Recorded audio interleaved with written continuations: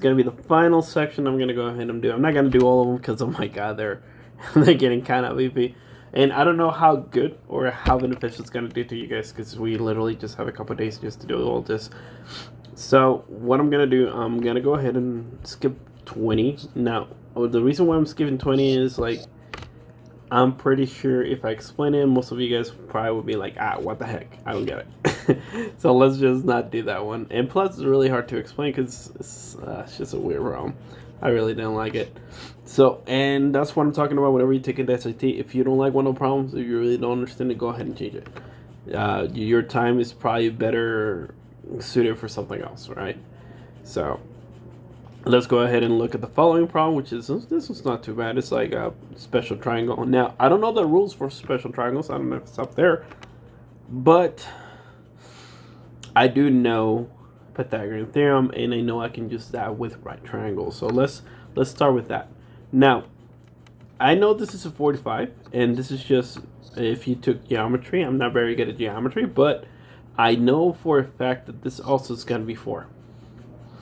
How do I know that? It's because I know that the same angle, That means that this side is going to be exactly the same side. The hypotenuse, I don't remember what it is, but if I knew my special rights, then I could just put it and make my life so much easier. But I do not know it. So how can you go about if you do not know your special triangles?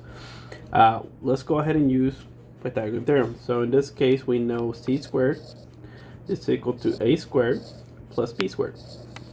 And now we know what b and a is. So it's going to be c squared is equal to 4 squared plus 4 squared. Now we multiply those two, 16 plus 16, which equals to 32. And now we bring the c squared down. So we did a lot of work just by doing that. Now we're going to go ahead and square root this and square root this. So now what we're going to get, it's going to be c is equal to, we need to go ahead and simplify this. If you remember simplifying radicals, it's 4 and 8. 2, 2. Now it's going to be 2, 4. And then 2, 2. So we circle any groups of 2's here. And there's going to be a loner. So technically we're going to have c is equal to 4 square root of 2. Alright, so that's what this side is going to be. Now you might be asking, why are you doing all this work? Well, technically they're asking us to find a specific side. So let's say we have an equilateral, right here. This is the quadrilateral. And now it's saying, what is the length of LB? So we're looking for this whole length. Now look, this guy over here is also going to be a 45 degree angle. I already know. Why? Because this one is dividing. That's a 90 degree angle if you add those two up. So if I'm cutting it in half, this is 45 and this is the other 45. So I know that's a 45. And just like we mentioned over here, this side is also equal to this side. Oh, so weird. Boom. Let me rewrite that one. It's kind of ugly. So in other words, I know that this side is also going to be 4 square root of 2.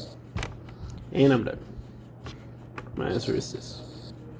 Okay, and I use the Pythagorean theorem for that one. Okay, so I'm going to leave it like that. That way you guys can kind of copy it down. And now let's go to the next ones. Alright, because some of these problems are just a pain in the butt. I'm not going to lie, they're just a pain in the butt. Now let's go with 22. Now we're going to have the information over here. We're going to go ahead and look at it. But let's go ahead and read some of the stuff that says here. Like it says, Forest City consists of 5 different neighborhoods listed in the table above. The table above shows the population of each neighborhood in the area in square miles as of January 1st, 2015. Over the past decade, the Forest City has rerun the borders of the neighborhoods 2 times in an attempt to balance out the school enrollments. Now, what's going to happen is that they're going to start asking questions over the table. I mean, due to the rerun of the borders of the population of the Maple Mall neighborhood increased by 30% from January 1st from 2010 to 2012, then the population increased again by 20% by January of the 1st of 2014.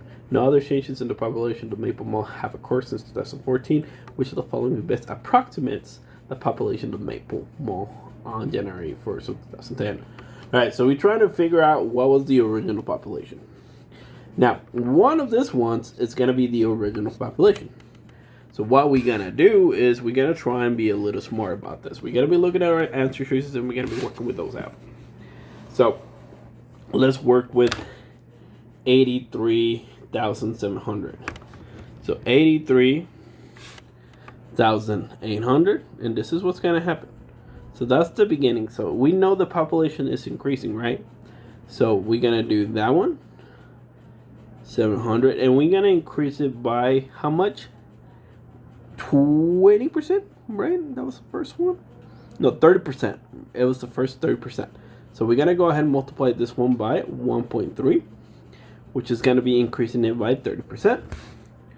Now we have on the bottom 108,000. Now, does that even make sense in our... Whoa. First of all, I'm getting ahead of myself.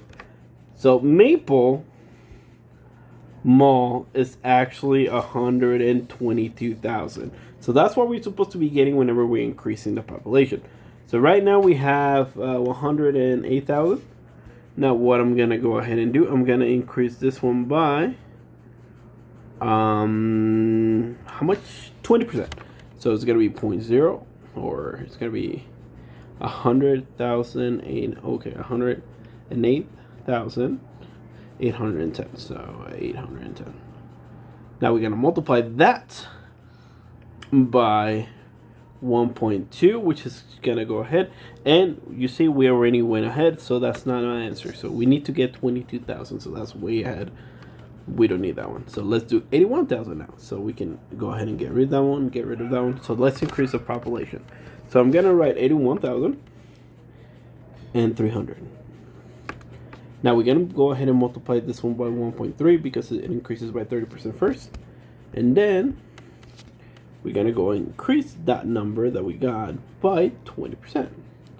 1.1.2, which is 26. That could be my answer because it's an estimate. So maybe. Let's put a maybe there.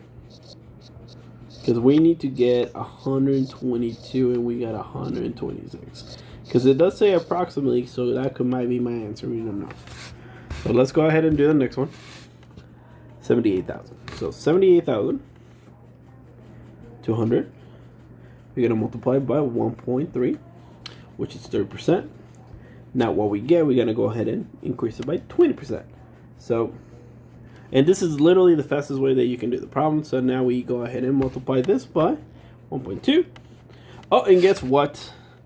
It's 121 with a 9 over here, 9 over here. Let's say we round up, right? So that's 122,000. Yes, so I can for surely say that my answer for this one's going to be C. Alright, so that was the original population of the Maple Mall. And as they increase, it actually gave us what we wanted to get. So now let's go ahead and go with 23. It's saying that relationship between the area in square miles of the population and in thousands of the residents of the neighborhood as a generator that can be represented by a linear function. Which of the following functions represent the relationship? Now, this one you might be like, what the heck is going on? Well, we have the equations that they want us to plug in here. Now, if you look at the table, that is a point. So meaning this point, these ones are basically coordinates. So I'm going to pick whichever one I want to pick, which I'm actually going to pick the first one. Now, make sure you look at this carefully. N is going to be in thousands. So instead of writing 12,000, I'm just going to write 12. Because it's going to represent it by thousands already. So it's already kind of like changed for us. So this one's going to be 12,000. So my actual coordinate for that one's going to be 12, comma. Yes, I did put a comma on 57. That's the coordinate I'm trying to see if my lines are going to touch that one. Because one of those lines is going to have to touch it. Okay, so that's the whole point of this. They're saying there's going to be a relationship. So my table and my lines over here are going to have a relationship. So whichever line touches that point might be my answer. So let's go ahead and do the first one. So we're going to write y equals 2x plus 18, Well, that one was close, but it's not on point, so I know that's not my answer. Let's try another one. So it's 2.5. Let me go ahead and put y, because I don't know if it works or not. So y equals 2.5 x and then minus 300. Okay, so that one's not touching either, so that one's not my answer. Now let's go ahead with the third one. 3, okay, so let's delete that one. So y equals 3.5x plus 15. Guess what? That one's touching my 9, so I can almost guarantee that's my answer. In action, I'm going to go ahead and go with that one. So that's my answer right there. Now, if that didn't touch the point, then I would do the other one, and then I would know for sure that that's my answer. But I'm also 100% that this is indeed my answer. So it's C. And that's a relationship we're looking for. Now, let's go ahead and go with 24. This one says, the county C... the 132 employees at the Small Business Perfect Paper Products were surveyed and 62.9% of the employees responded that they had less than $1,000 in savings. The average small business size in the county is 132 employees. If the employees at Perfect Paper Products are representative of the employees in the county small businesses, and they are 270 small businesses in the county, which of the following best estimates the number of small businesses employees in the county who have at least 1,000 in savings? All right, like, wow, what the heck? There's so much stuff going on here. But first things first, 62% is very important. Now, savings. This is people who had less than savings, okay? Now, over here, we have 130 employees of the average of employees. And how many businesses do we have? 270. Okay.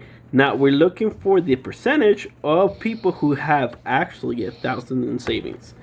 We're not looking for the people who not have it. So what we're gonna have to do before we do anything here, we're gonna go ahead. Let me delete this over here. We're gonna go ahead and do 100 minus 62, right? 0.9. And that one's gonna give me the people who actually have savings, right? They have at least 1,000 in savings. Is gonna be pretty important. So this number is gonna be pretty important.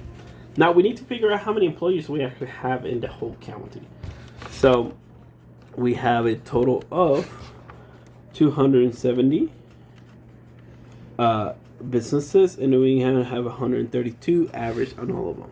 So now we have 35,640. And this number is how many employees we actually have in the county. Now we were trying to see how many of those employees actually have at least $1,000 saving in their savings account. So what we're gonna do, we're gonna go ahead and transform this one into a decimal. So it's gonna turn into a 0.371, and we're gonna go ahead and multiply with the 35,640. Okay, let's see what we get. So we have 35,640.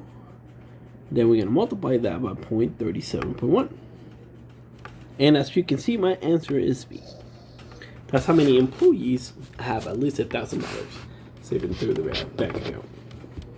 Alright, so these problems are taking a little longer to do. Now, honestly, I'm not really good with geometry and the conversion and stuff like that. So 25, I'm straight up going to give you the answer. So I believe the answer is going to be B for that one. And I'm not going to do it because that one just, you have to prove it. And it's taking me a while to do it. Okay. So I'm going to go ahead and skip it. I'm not very good at geometry. So I'm going to go ahead and skip that one. But the answer is going to be A for that one. And then we're just going to leave it like that. So now let's go to the next one, 26. Now, the mean weight of 6 people in an elevator is 160.5 pounds. Now, if the person with the lowest weight gets off, the mean of the weight of the remaining 5 people becomes 168 pounds. Now, what is the weight of the person with the lowest weight in pounds? Okay, so you might be like, what the heck again? There's so much information given to us, and I have no idea what to do with it. Now, what is the formula for your mean? Mean is going to stand for your sum. That means how much everybody weights divided by how many people you have. So total number. So total number. TT. Okay. So they actually give us a lot of information. They're giving us the mean, and also they're giving us how many people are actually on the elevator. What we can do, we can figure out the sum for both scenarios, and then we just go ahead and find the difference, which is exactly what we're gonna do. So on the first scenario, we have 6 people. All right, and their average, their mean is gonna be 160.5. So now we have to figure out what is the sum, how heavy are they? So this is pretty easy. You're gonna grab your calculator and you just have to do a simple multiplication. So 6 times 160.5 is gonna give me 163 pounds. Okay, that's how much everybody weighs together. Now, whenever that smallest person gets out, right, your average actually turns into a 168. And then over here, we're gonna have to figure out the sum again, but now we have 5 people. So now instead of actually doing what we did earlier, now we're gonna multiply by 5. Okay, so it's gonna be 168 times 5, which is gonna give me 840. Now we're gonna go ahead and subtract this 2 to figure out how much that person actually weighs. So it's gonna be 963 minus 840, which is 123 pounds. That's how much the slowest or the lowest person actually weighed. Okay, so that one wasn't too hard. We did have to use the equation for mean, but we could actually use it quite effectively on this one. All right, let's go ahead and go to the next one. 27. Now, this is a long problem, but I'll explain it and I'll break it down for you guys. So a psychologist designed an experiment to examine the likelihood of a person to favor members of a group to which that person belongs to. In the experiment, 400 students were from several different colleges watched a series of videotape interviews in a random order. Each interview figure and actor identified as a professor from each of those colleges discussing issues affecting students. Each student was then asked to select the most trustworthy interviewee. Of the first 200 students, S standing for students, shows the interviewee associated with their college. Among the remaining 200 students, 58 shows the interviewee associated with the college. If less than 25% of students shows the interview associated with their college, which of the following inequality best describes the possible value of S? All right, there's a lot of stuff going on. So I'm going to go ahead and highlight a couple things. Now, how many people do we have? We have 400. Now, the first time around, 200 students were asked this. Now, they were asked which one they associated with. Okay, of the first 200 students, S students shows the interview.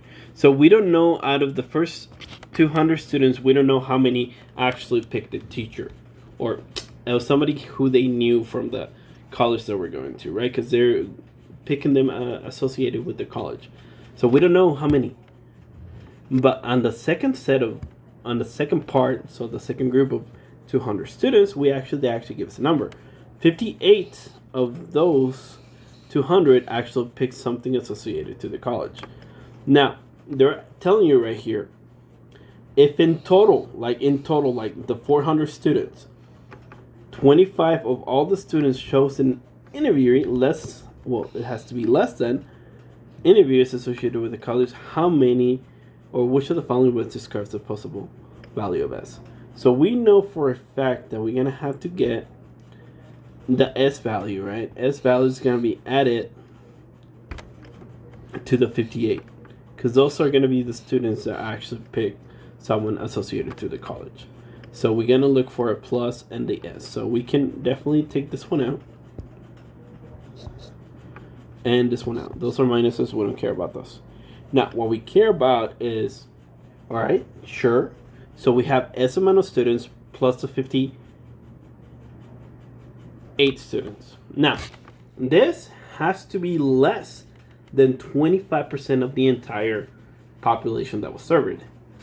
So in other words, the only one that actually makes sense for this one is this one, because this one is saying exactly that. It's saying that your S amount of students plus the 58 were less than 25% of the total population that they got served. They did the survey for. Okay, so my answer is going to be for this one B. Okay, so that one just has a lot to do with just reading it carefully. Now the following problem, and I'm just going to go ahead and straight up tell you how I figured this one out. Now, whenever we're working with quadratic equations, we haven't done this already, but we're talking about factoring. I'm talking about the X method, getting your two, what do we call your two factors when you have X equals plus a number and X equals plus a number. So we're trying to look for the factors of this guy right here, because that one's a parabola. They're telling you right here. This one's going to be a parabola in the xy plane. If c is a positive constant, which of the following is equivalent? Which of the following is an equivalent form of the equation? So they're gonna equal to each other. So one of the things that you can do, you can plug it over here and plug in the equations. But what I did and what my head actually told me to do is like look at the actual answer choices. Now, what happens if I go about and expand them? Okay, so for example, on the first one, technically you have this. And I'm going to explain what's going on in my head whenever I'm actually looking at this. I'm going to go ahead and I'm going to go and try and do multiply and expand this to standard form. So I'm going to be looking at the first equation. So if you remember, we're going to do FOIL. So this times this is c squared. Now, do you see any c squares over here? No. So I'm going to go ahead and put an X on that one. I don't think that's going to be my answer. Now, I'm going to go with the next one. Same thing, this times this gives you c squared. So I can go ahead and cancel that. So what's going to happen now is the following. Again, this one's going to multiply with this. I'm not going to worry about the 2 right here. So c times c is c squared again.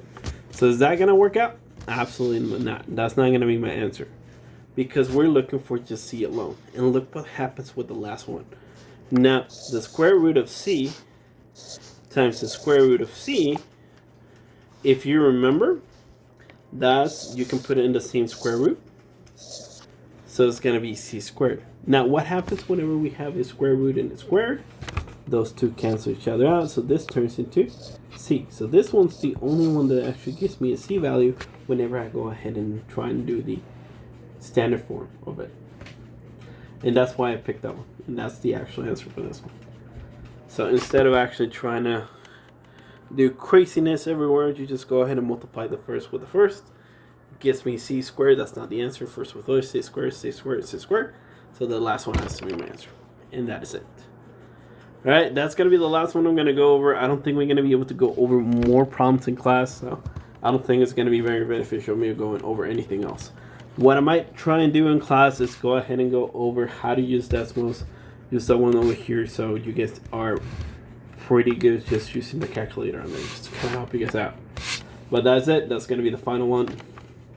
Hopefully you guys got something out of this videos. They're just kind of horrible to make, mainly because we just don't have enough time to really go in depth into this type of problems. Now, if I would have paid more attention that we were going to be taking the SAT right away after the break, I probably would have added a couple questions of the SAT with this, which kind of makes me want to go over the TSI. So after this, I might actually try and put, like, for the bill activities, just try and do the TSI problems. That way you guys are able to do better on that one. Because I don't want to wait until the last minute to do it again like I did in this one. So I'm sorry about that. I should have been better on that. Should have actually look at the calendar and see that we were going to be testing for the SAT, especially you guys. Alright, that's it. Thank you guys for watching, and I'll see you guys next time.